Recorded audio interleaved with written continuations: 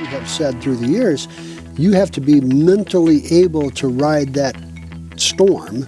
Yes. Or you need to get your money out of there. Or you shouldn't have been in it in the first place. At the right time. Yeah, I mean, it's, or when the market rebounds, you either tone things down or you get out. Because you'll just hurt yourself. Sure. And you'll hurt yourself mentally. Welcome to Today's Retirees with certified financial planner Wayne Maslyk of Great Lakes Benefits and Wealth Management. Anchored in family values, Wayne offers practical advice to help you get the most out of your retirement years. For more information, visit today'sretirees.com. Now, here's your host. And welcome to Today's Retirees with certified financial planner Wayne Maslyk of Great Lakes Benefits and Wealth Management.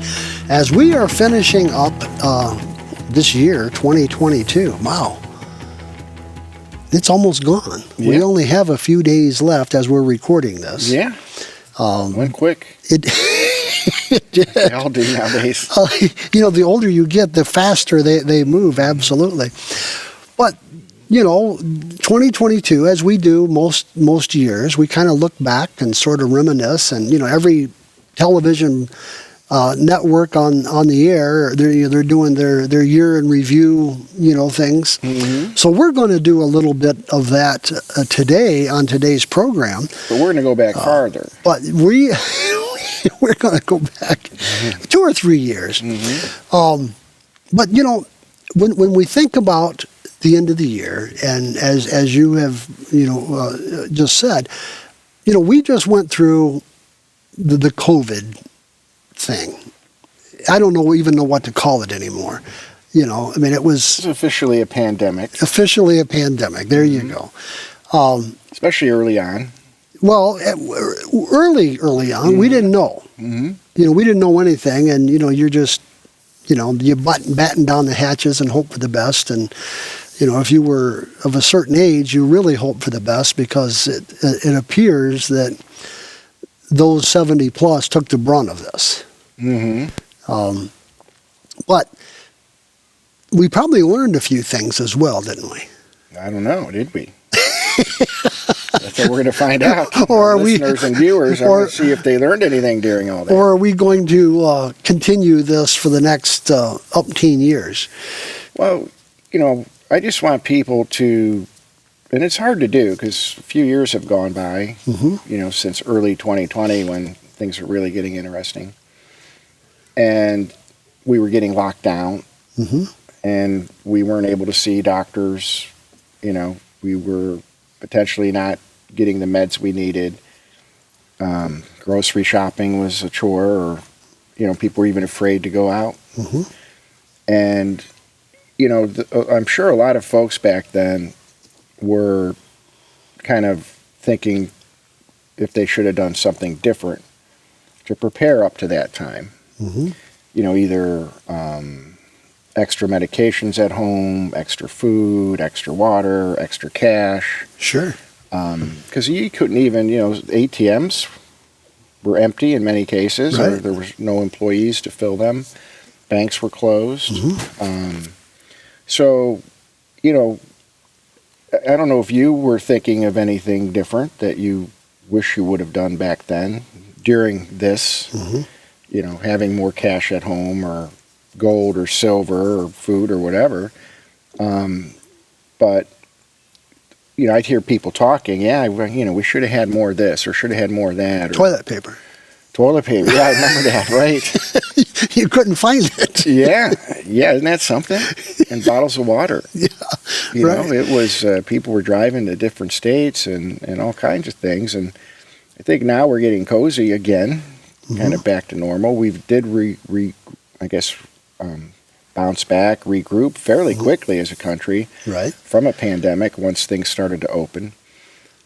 But I'm wondering if people, even your doctors, your dentists, you couldn't get in, or even once things settled down, you were, 3-4 months out. Sure. Just in some cases. And then people in nursing homes and even people sick in the hospital couldn't get any visitors. If you had a heart attack now you're sitting up in the ICU or up in the hospital by yourself. Right. So during all that, did people wish they would have prepared better or differently? And if they did, what did they want to change? Sure. Or improve upon, or have more of? So if something like that happens again. Well, just from a personal standpoint, I would think it prudent, and, I've been taught this most of my life because I was raised by folks that thought this way. You should always have enough in the home so that if a blizzard or, a catastrophe happens, you can survive for a week or so. After a week or so, things sort of calm down a little bit and you can sort of sort things out. Yeah. But, that's just, to me, is just common sense. Well, of course. But a week, we were going to shut down for... Or 15 days or 2 something. weeks, right? Right. And it turned out to be a lot longer than that. Right. So people went without, and there's a lot of fear going on. So you have prepared for a week in the past. Have you done anything different since then? Personally? Yeah. What do you on the spot? Well, actually, we have. We have probably more food staples than we used to carry. And when I say staples, I'm not talking about, flour and butter. I'm talking about canned goods that, if something were to happen and you needed to eat, for several weeks, there is, you may not like or have a balanced meal, but you'll have some food. You're not going to starve. Right. Yeah, or your family or guests or whatever. We've done the same. I've done a few trips to Sam's Club, loaded up the cart, canned goods, rice, flour, sugar, salt, all that stuff, which I never did in the past. Now we have stuff for probably 3-4 months. Oh, wow.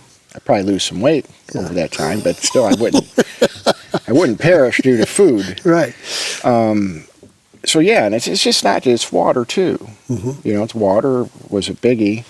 And people talk about potential electrical grid failures, especially since recently they had that shooting or shoot up of electrical in was that the Carolinas or something like that? North Carolina, I believe, yes. And that's small scale. But if something like that happens again, can we survive without electricity for a period of time? And I know this is a financial show, and we're going to get to the financial stuff here after the break. But people were talking about, we needed more water, we needed more this, more that, more meds, And I just want people to look back and then look at their current situation. Have they done it? Sure. Have they done anything different, or are people just getting back in their comfort zone and forget about what we went through, or have forgotten about what we went through? Well, this is one of the nice things about what you do as a financial planner. You're not just looking at a person's finances, you're looking at a person's lifestyle and say, if you're going to maintain this lifestyle, there's a few things that we need to be cognizant of and some things you need to be doing. Yeah, and I'm going to kind of transition into your cash, your money, and your investments, when the break's over here. But I wanted to start with those basics. And it's funny how, a lot of people haven't done anything different. So if that happens again, there's a run on the supermarkets or a run on toilet paper or whatever, they're going to be in the same boat, because they haven't changed anything. Sure. And that doctor that wouldn't talk to them, or wouldn't give them the time of day, they still haven't changed doctors, or whatever, their financial guy was not to be found during all that. Sure. Right? Hey, have you changed the financial guy yet? Or you still got the same guy now that things feel halfway normal? Right. Well, we're going to take a little break. When we come back, we're going to talk more about what we've learned going through this pandemic and other things. We'll concentrate more on the financial part as we come back from this break. But listen, go to Wayne's website at todaysretirees.com, and you'll find a lot of information there. You can sign up free for a newsletter, and we'll be back right after this. We've all heard the word rollover when referring to an investment account at work, or your 401k, your 403b, your 457 plan. What do you do with that when you've left your job? and your 401k or other retirement plan is still at your old employer?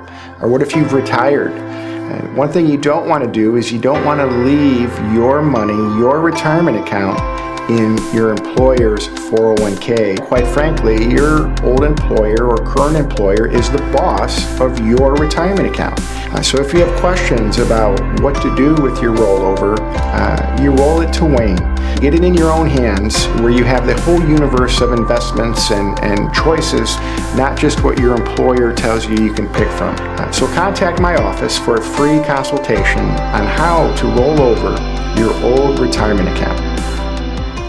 And welcome back to today's Retirees with Certified Financial Planner Wayne Maslyk of Great Lakes Benefits and Wealth Management.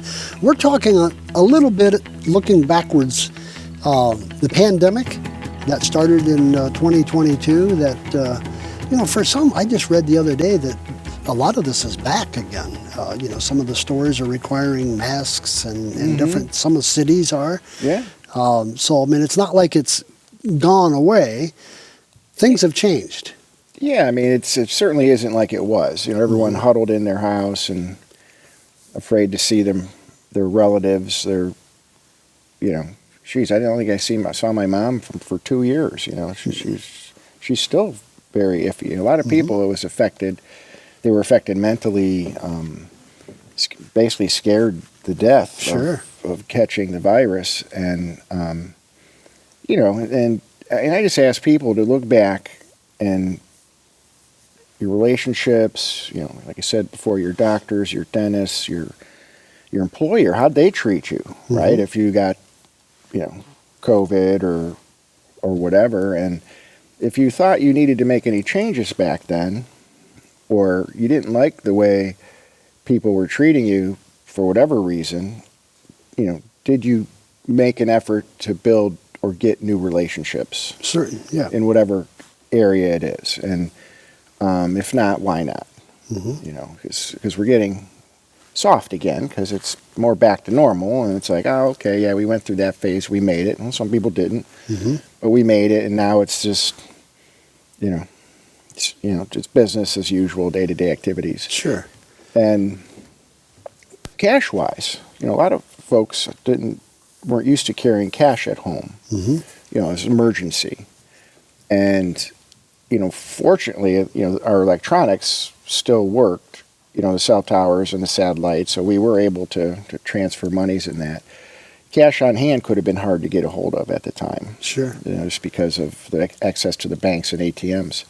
But have people, save more cash at home. Sure. Right? And if not, why not?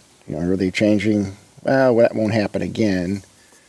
Some people think, that we can have another pandemic too. Right. Well, there's viruses all over the place. These lab leaks and, right. It's just crazy what's going on and how they experiment with these things.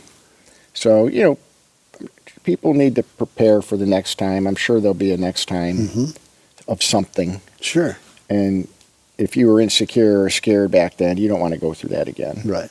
Well, and here in northern Ohio, we have several nuclear power plants not too far away, and if some catastrophe were to happen there, and you have to get out of Dodge quick. These are things that you should at least be cognizant of and prepare somewhat for. You should, and I've been telling clients that for decades now, that they need, if you call it like a go bag, right? Grab it and go. But you got to have cash accessible to you in case something like that happens. Sure. Because if that happens, people aren't going to be working at a bank where you can go in and get your money. Right. They're going to be on the road too, getting out of Dodge. Right. And that's a legitimate potential thing to happen. Yeah, we have, 2 or 3 within a 30 to 50 mile. Sure. As the crow flies. Right. And you have, some in Michigan across Lake Erie, is not very far. Right. Monroe's got a couple. Those are very real things. And I know it's not investing or financial planning, but it is to some extent. Have some cash at home. Sure. For sure. Sure. Now, when you go back to 2020, when they started buttoning down everything. That was what, March, April, that time frame and the stock market went down several points, several percentage points. Now, fortunately, they infused enough cash that it rebounded fairly quickly. But what did you see through that, or what can we look forward by looking backwards? Can we, speculate going forward if something like this happens again, and what should we be looking at? Well, when those things happen, I mean, the market's going to take a beating. Even if things like escalate in Ukraine or Taiwan, it's most likely going to get ugly. And the only thing you're going to feel pain on is your market money, your risk money. And people know that's supposed to be long-term money. Sure. Right? So when those days or periods happen, they have to be able to let that money sit. And it's the folks that have a lot of money or most of their money or all their money in risk accounts that feel the most pain and sometimes are the most afraid. Sure. Because their whole nest egg is going down. We talk about safe risk ratio all the time, and a lot of my clients have a chunk of safe money, which doesn't go backwards during those times. It's just the risk portion that goes. So whatever amount you have in the market, you've got to be able to get through those times. Because there's people that, when it started to take a beating in March of 2020, March, April, it's just beating. There are people that bailed out, halfway down, just couldn't take it anymore, 3/4 of the way on the way down and got out. And then June, July, then it rebounded because of the influx in government stimulus or relief, whatever you want to call it. And then those people are sitting on the sidelines with their cash and not riding the wave back up. Sure. And it went up, and we had good year and good year. Through the next year, most of the next year. And then it came back down again. Right. I mean, it's just, if it's long-term money, mentally and physically, you could leave it there. That's what the market does. Sure. But this is, and what I'm hearing and what you have said through the years, you have to be mentally able to ride that storm. Yes. Or you need to get your money out of there. Or you shouldn't have been in it in the first place. At the right time. Yeah, I mean, it's, or when the market rebounds, you either tone things down or you get out. Because you'll just hurt yourself. Sure. And you'll hurt yourself mentally. I mean, it's like, you play the same lottery number all the time, then you don't play it the one time and it wins, right? I mean, that lives with you the rest of your life. Same where if you pull your money out of a market that's pulling back, towards the middle or end of that pullback, and now you're out after taking a beating, and then the market goes back up, and you would have actually higher than it was, you would have done great and not lost all that money. Sure. But now your money's sitting somewhere safe, and you blew it, basically. Right. And that's hard to live with mentally. Sure. For some people. Right. Well, and these are the things that Wayne helps you and your family work out, because your tolerance for risk, I'm sure, is different than my tolerance for risk. And probably if you are married, your spouse has a different tolerance than you do. So Wayne helps you put those things together and builds a plan that makes sense for your family. That's what he does. So if you want to get a hold of Wayne, there's two ways easily to do that. Go to his website at todaysretirees.com. You can sign up there, or you can call his office at 866-626-3990. We'll be right back. A certified financial planner is a true professional, a well-rounded, holistic planner that helps you in all areas of your financial life. Estate planning, tax planning, financial planning, insurance planning. We have to sit for a 10-hour, 2-day exam, at least back when I took the test. It's not just a weekend designation where you go somewhere for a couple days, pay a couple $100, and now you have letters behind your name. One thing I think is important is that you try and find a independent certified financial planner. Somebody that doesn't work for a big firm, I myself own my company, Great Lakes Benefits and Wealth Management. The buck stops with me, an independent, certified financial planner, one of the only ones on the north coast of Ohio. And welcome back to today's Retirees with certified financial planner Wayne Maslyk of Great Lakes Benefits and Wealth Management. Today we're looking back a couple of years, looking at what we learned through the COVID pandemic.